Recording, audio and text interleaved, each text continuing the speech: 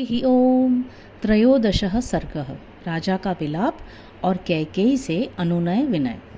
अतदर्हं महाराजं शयानमतत्योत्थोचितं ययातिमिव पुण्यान्ते देवलोकात् परिच्युतम् अनर्थरूपा सिद्धार्था ह्यभीता भयदर्शिनी पुनराकारयामास तमेव वरमंगना।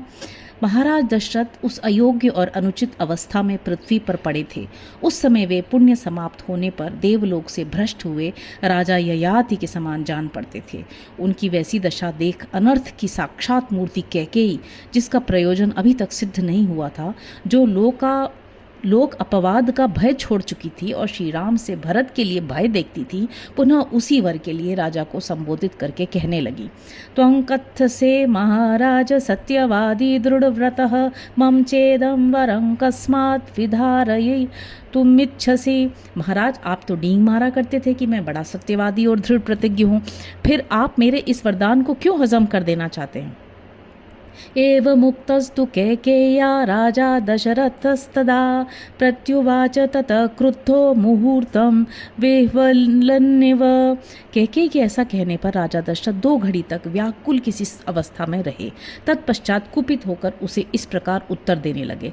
मृते मयि गते रामे वनम मनुज पुंगवे हंता नार्ये ममामित्रे सकामा सुखिनी भव। ओ नीच, तू मेरी शत्रु है। नरश्रेष्ठ श्री राम के वन में चले जाने पर जब मेरी मृत्यु हो जाएगी, उस समय तू सफल मनोरथ होकर सुख से रहना।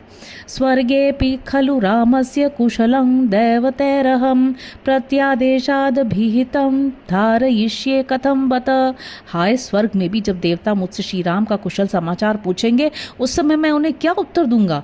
यदि कहूँ उन्हें वन में भेज दिया, तो उसके बाद वे लोग जो मेरे प्रति धिक्कार पूर्ण बात कहेंगे, उसे कैसे सह सकूंगा। इसके लिए मुझे बड़ा खेद है। कैकेय्याः प्रिय कामे राम प्रव्रजितो वनम यदि सत्यम ब्रवीम्येतत् तद सत्यम भविष्यति। कैकेयी का प्रिय करने की इच्छा से उसके मांगे हुए वरदान के अनुसार मैंने श्री राम को वन में भेज दिया। यदि ऐसा कहूँ और इसे सत्य बताऊं, तो मेरी वह पहली बात असत्य हो जाएगी जिसके द्वारा मैंने राम को राज्य देने का आश्वासन दिया है।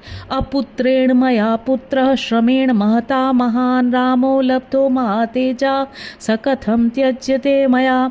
मैं पहले पुत्रहीन था, फिर महान परिश्रम करके मैंने जिन महातेजस्वी महापुरुष श्री राम को पुत्र रूप में प्राप्त किया, उनका मेरे द्वारा त्याग कैसे किया जा सकता है। शूरश्च कृतविद्यश्च जितक्रोध क्षमापरः कथम कमल पत्राक्षो मया रामो विवास्यते। जो शूरवीर, विद्वान, क्रोध को जीतने वाला और क्षमापरायण है, उन कमल नयन श्री राम को मैं देश निकाला कैसे दे सकता हूँ। कथमिन्दीवरश्यामं दीर्घबाहुं महाबलम् अभिरामहं रामं स्थापयिष्यामि दंडकान्। जिनकी अंग कांति नील कमल के समान श्याम है, भुजाएं विशाल और बल महान है, उन नयनाभिराम श्री राम को मैं दंडक वन में कैसे भेज सकूंगा। सुखानामुचितस्यैव दुःखैर्नुचितस्य च दुःखं नामानुपश्येयं कथं रामस्य धीमतः। जो सदा सुख भोगने के योग्य है, कदापि दुख भोगने के योग्य नहीं है, उन बुद्धिमान श्री राम को दुख उठाते मैं कैसे देख सकता हूँ। यदि दुःखम कृत्वा तु मम संक्रमणं भवेत् अदुःखार्हस्य रामस्य ततः सुखम वाप्नुयाम। जो दुख भोगने योग्य नहीं है, उन श्री राम को यह वनवास का दुख दिए बिना ही यदि मैं इस संसार से विदा हो जाता, तो मुझे बड़ा सुख मिलता। नृशंसे पाप संकल्पे रामं सत्य पराक्रमं किं विप्रियेण कैकेयी प्रियं योजयसे मम अकीर्तिरतुलालोके ध्रुवं परिभविष्यति। वो पाप पूर्ण विचार रखने वाली पाषाण हृदया कैकेयी, सत्य पराक्रमी श्री राम मुझे बहुत प्रिय हैं। तू मुझसे उनका विछोह क्यों करा रही है। अरे, ऐसा करने से निश्चय ही संसार में तेरी वह अपकीर्ति फैलेगी जिसकी कहीं तुलना नहीं है। तथा विलपतस्तस्य परिभ्रमित चेतसः अस्तमभ्यागमत् सूर्यो रजनी चाभ्यवर्तत। इस प्रकार विलाप करते करते राजा दशरथ का चित्त अत्यंत व्याकुल हो उठा। इतने में ही सूर्यदेव अस्ताचल को चले गए और प्रदोष काल आ पहुंचा।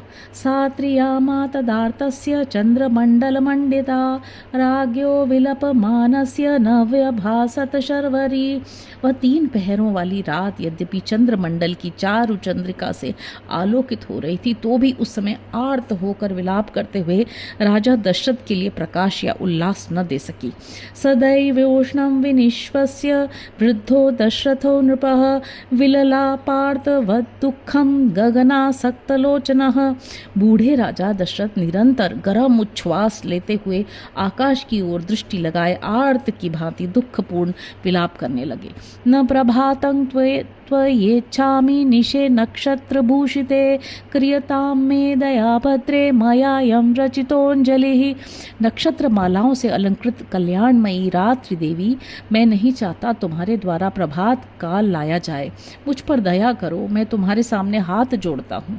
अथवा गम्यतां शीघ्रं नाहमिच्छामि निर्घृणां नृशंसांकेकयीं द्रष्टुं यत्कृते व्यसनं मम। अथवा शीघ्र बीत जाओ, क्योंकि जिसके कारण मुझे भारी संकट प्राप्त हुआ है उस निर्दय और क्रूर कैकेयी को अब मैं नहीं देखना चाहता। एव मुक्त्वा ततो राजा कैकेयीं संयतांजलि प्रसादयामास पुनः कैकेयीं राजधर्मवित्। कैकेयी से ऐसा कहकर राजधर्म के ज्ञाता राजा दशरथ ने पुनः हाथ जोड़कर उसे मनाने या प्रसन्न करने की चेष्टा आरंभ की। साधुवृत्तस्य दीनस्य त्वद्गतस्य गतायुषः प्रसादः क्रियतां भद्रे देवी राज्ञो विशेषतः। कल्याणमयी देवी, जो सदाचारी दीन तेरे आश्रित गतायु मरणासन और विशेषतः राजा है, ऐसे मुझ दशरथ पर कृपा कर। शून्येन खलु शुश्रोणि मयेदं समुदाहृतं कुरु साधु प्रसादं मे बाले सहृदया रसी। सुंदर कटि प्रदेश वाली कैकेयी नंदिनी, मैंने जो यह श्री राम को राज्य देने की बात कही है वह किसी सूने घर में नहीं, भरी सभा में घोषित की है। अतः बाले, तू बड़ी सहृदय है, इसलिए मुझ पर भली भांति कृपा कर, जिससे सभासदों द्वारा मेरा उपहास न हो। प्रसीद देवी रामो में त्वद्दत्तं राज्यं व्ययं लभतामसिद्धापांगे यश परम वाप्स्यसि। देवी प्रसन्न हो जा, कजरारे नेत्र प्रांत वाली प्रिय मेरे श्री राम तेरे ही दिए हुए इस अक्षय राज्य को प्राप्त करें, इससे तुझे उत्तम यश की प्राप्ति होगी। मम रामस्य लोकस्य गुरुणां भरतस्य च प्रियमेतत् कुरु श्रोणी कुरु चारु मुखे क्षणे। प्रफुल्लितम वाली देवी, सुमुखी सुलोचने, यह प्रस्ताव मुझको श्री राम को, समस्त प्रजावर्ग को, गुरुजनों की को तथा भरत को भी प्रिय होगा, अतः इसे पूर्ण कर। विशुद्ध भावस्य हि दुष्ट भावादीनस्य ताम्रा शुकलस्य राज्ञः श्रुत्वा विचित्रं करुणं विलापं भर्तुर्नृशंसां न चकार वाक्यम।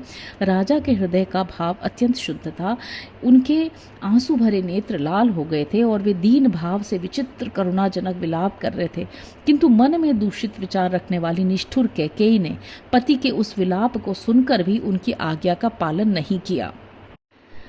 ततः स राजा पुनरेव मूर्छितः प्रियां तुष्टां प्रतिकूलभाषिणीं समीक्ष्य पुत्रस्य विवासनं प्रति क्षितौ विसंज्ञो निपपात दुःखितः।